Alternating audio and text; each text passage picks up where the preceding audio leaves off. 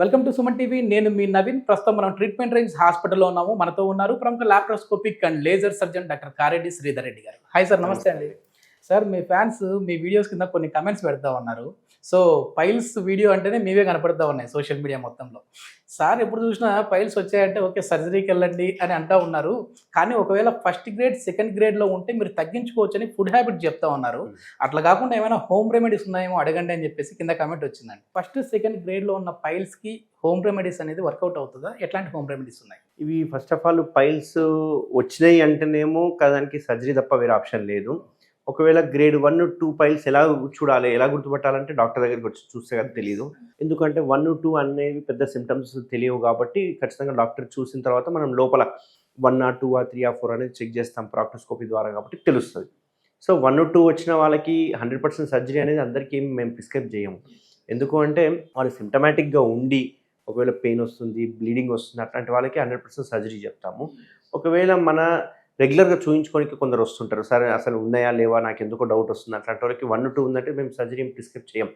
So వాళ్ళకి ఏంటంటే food habits మార్చుకోవడం, లైఫ్ స్టైల్ మాడిఫికేషన్ చేసుకోవడము, ఎప్పుడైనా హార్డ్ మోషన్ పోవాలనిపిస్తే పోతే కనుక ఇమ్మీడియట్గా లాక్సేటివ్స్ తీసుకోవడము, ఒకవేళ మోషన్ రాకపోతే ముక్కకండి, లేకుంటే మోషన్కి చాలామందికి స్టార్టింగ్లో గట్టిగా వస్తుంది, తర్వాత లూజ్గా వస్తుంటుంది. సో ఆ హార్డ్ ఎందుకు ఫామ్ అవుతుందంటే మీరు ఆపుకోవడం వల్ల ఫామ్ అవుతుంది కాబట్టి అట్లా మోషన్ ఆపుకోవద్దని ఇట్లా కొన్ని సలహాలు ఇస్తాము, కొన్ని రకాల మందులు పెడుతుంటాము, కొన్ని రకాల ట్రీట్మెంట్ ఆప్షన్స్ కూడా చెప్తూ ఉంటాము. బట్ గ్రేడ్ 3, 4 ఏదైతే ఉందో వాటికి మాత్రం 100% సర్జరీ ప్రిస్క్రైబ్ చేస్తాం, వాళ్ళకి 100% నీడ్ అవుతుంది. మా దగ్గరకు వచ్చే పేషెంట్లో కొందరికి ఫిషర్ ప్రాబ్లంతో వస్తుంటారు. అయితే ప్రతి ఫిషర్కి సర్జరీ అవసరం ఉండదు. బట్ ఎవరికైతే కంప్లీట్గా పెయిన్ఫుల్ బ్లీడింగ్ అవుతుందో కంప్లీట్ యానల్ కెనాల్ దగ్గరికి అయిపోతుంది. వీళ్ళకి ఏమవుతుందంటే యూజువల్గా యానల్ కెనాల్లో మనకు 3 ఫింగర్స్ మంచిగా పట్టాలి, బట్ వాళ్ళకి ఒక్క ఫింగరే పడుతుంది, అది కూడా పెయిన్ఫుల్గా పడుతుంది. అట్లా పట్టే వాళ్ళకి ఏంటి అంటే మనం ఇప్పుడు ఈ సిచ్యువేషన్లో కనుక వదిలేస్తే, మందులు ఏదో ట్రై చేయడం ఇట్లాంటివి ట్రై చేస్తే వాళ్ళకి ఇదే హార్డ్నెస్, ఇదే టైట్నెస్ ఉండడం వల్ల వాళ్ళకి పైల్స్ వచ్చే అవకాశం. సో వాళ్ళకి ఇమ్మీడియట్గా ఏం చేయాలి, నేను యానల్ కెనాల్ని వెడల్పు చేయాలి, చేస్తేనే వాళ్ళకి ఫ్యూచర్లో పైల్స్ రాకుండా ఉంటుంది. అట్లాంటి వాళ్ళకి నేను ఈ రెమెడీ చేయండి, ఆ రెమెడీ చేయండి తగ్గిపోతుంది అంటే ఈ సిచ్యువేషన్ తగ్గుతుంది, బట్ నెక్స్ట్ టైంకి ఏమవుతుంది ఆ ప్రెషర్ వలన పైల్స్కి వెళ్ళిపోతూ ఉంటారు. అప్పుడు వాళ్ళు ఏమనుకుంటారంటే సార్ అప్పుడు ఏదో ఆ పరీక్ష చేసి మాకు సర్జరీ చేసి ఈరోజు నాకు పైల్స్ వచ్చేవి కాదు కదా, నేను ఫిషర్ అని చెప్పేసి నేను ఏదో ట్రీట్మెంట్ తీసుకున్నాననే భావనలోకి వస్తుంటారు. కాబట్టి అన్ని రకాల ఫిషర్కి సర్జరీ అవసరం లేదు. బట్ ఎవరైతే క్రానిక్గా ఫిషర్తో ప్రాబ్లమ్ ఫేస్ చేస్తున్నారో వాళ్ళకి మాత్రం ఖచ్చితంగా సర్జరీ అనేది రిక్వైర్ ఉంటుంది. ఎందుకంటే దీనిలో అక్యూట్, క్రానిక్ అని 2 రకాల ఫిషర్లు ఉంటాయి. అక్యూట్ ఫిషర్కి మేము యూజువల్గా కొన్ని మందులు పెట్టడము, సిజ్ బార్ చెప్పడం ఇట్లాంటివి చేస్తుంటాం. నేను చెప్తాను.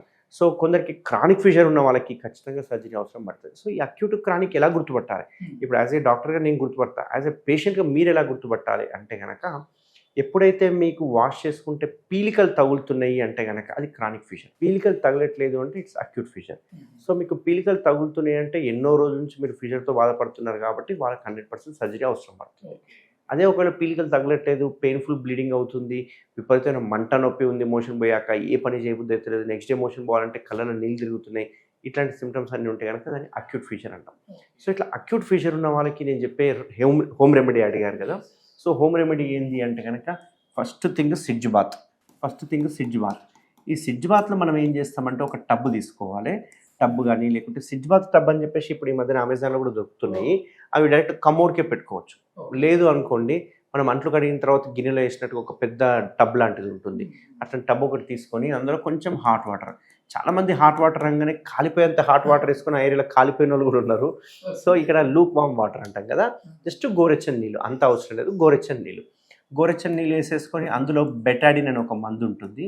ఈ బెటాడిన్ అనేది వేసేసారు, ఒక 2 నుంచి 3 చెంచాలు వేసేసి చాలామంది ఏం చేస్తారంటే అందులో కూర్చుంటారు, కూర్చొని ఏదో టైంపాస్ చేసి వెళ్ళిపోతుంటారు. అట్లా కాదు, అక్కడ ఒక 10 to 15 minutes కూర్చునేది ఏదైతే ఉందో మోషన్ పోయే ద్వారాన్ని స్క్వీజ్ ఇన్ స్క్వీజ్ అవుట్ ఎలా అయితే పట్టుకొని వదులుతామో స్పింక్టర్ యాక్షన్ అట్లా చేయాలి.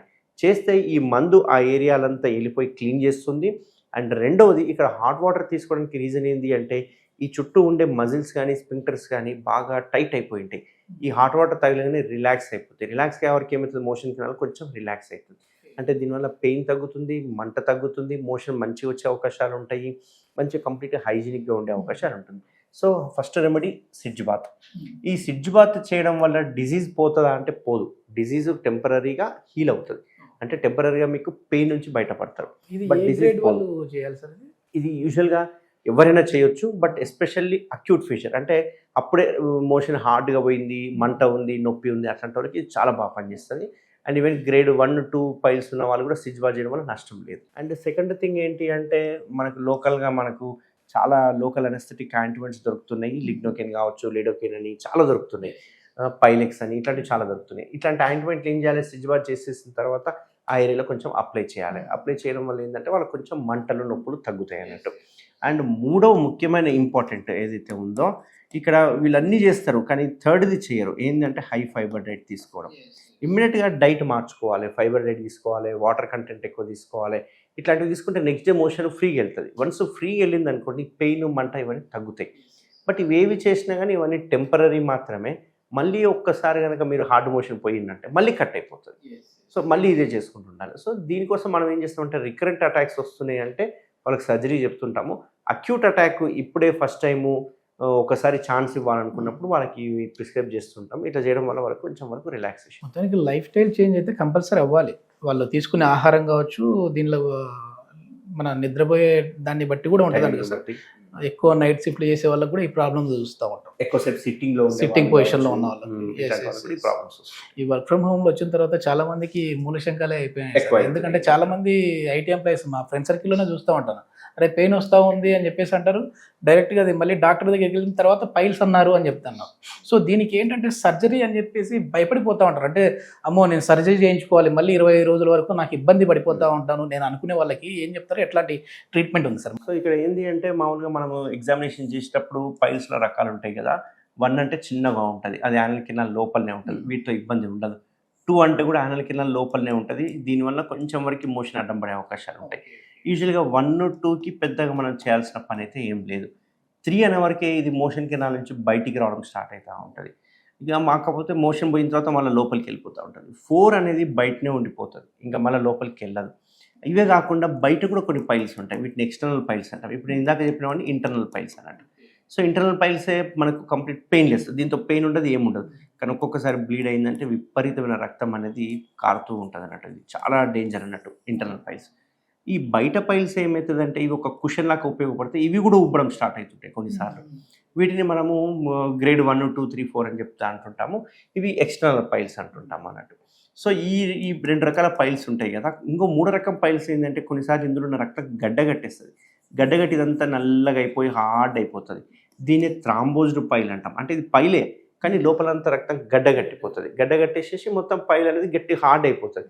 ఇది వెరీ డేంజరస్. ఏంటంటే ఇది బుడిపిలాక గట్టిగా పెద్దగా ఉంటుంది, ఒక్కొక్కసారి పగిలిపోయి రక్తం కారుతూ ఉంటుంది, ఒక్కొక్కసారి సెకండరీ ఇన్ఫెక్షన్ అయిపోయి చీమగడ్డలు అవుతూ ఉంటాయి. ఇట్లాంటి ప్రాబ్లమ్స్ వస్తూ ఉంటాయి. సో వీటికి ఏంటి అంటే ఓపెన్ సర్జరీ చేస్తే అంతా కోత పెట్టేసి చేయడం కాబట్టి ఒక 1 మంత్ బెడ్ రెస్ట్ ఉండాల్సి వస్తుంది. బట్ మనం చేసే లేజర్ సర్జరీలో ఎటువంటి కోత ఉండదు, కుట్లు ఉండదు, పత్యం ఉండదు, ఇమ్మీడియట్గా డిశ్చార్జ్ చేయడం జరుగుతుంది. నెక్స్ట్ డే వాళ్ళ డ్యూటీకి వెళ్ళిపోవచ్చు. సో దీనికి ఎటువంటి బెడ్ రెస్ట్ అనేది అవసరం లేదు. దానికి ఏంటంటే కొద్ది వరకు స్టార్టింగ్ స్టేజ్లో అయితే ఈ హోమ్ రెమెడీస్, సిజ్ బాత్ లాంటివి కావచ్చు, డైట్ కావచ్చు, ఇట్లాంటివన్నీ కొన్ని మనం ఫాలో అవ్వచ్చు. కానీ పూర్తి స్థాయిలో అయితే ఇది ట్రీట్మెంట్ అయితే కాదు. దీనికి ఖచ్చితంగా ఏంటంటే సర్జరీలు ఇప్పుడు కొత్త టెక్నాలజీ అయితే వచ్చింది. లేజర్తో మనం ఈరోజు మీరు సర్జరీ చేయించుకొని రేపు మళ్ళీ మీ యాజ్ ఇట్ ఈజ్ వర్క్లకి లైఫ్ స్టైల్గా ఎట్లా ఉంటుందో ముందు మాదిరిగానే వెళ్ళొచ్చు అని చెప్పేసి కారెడ్డి శ్రీధర్ రెడ్డి గారు చెప్తా ఉన్నారు. సో ఫర్దర్ దీని గురించి ఇన్ఫర్మేషన్ కోసం మీరు సార్ని కాంటాక్ట్ అవ్వాలంటే హాస్పిటల్ కాంటాక్ట్ నెంబర్ అయితే ప్రొవైడ్ చేస్తా ఉన్నాం, మీరు వారితో మాట్లాడచ్చు. Thank you sir.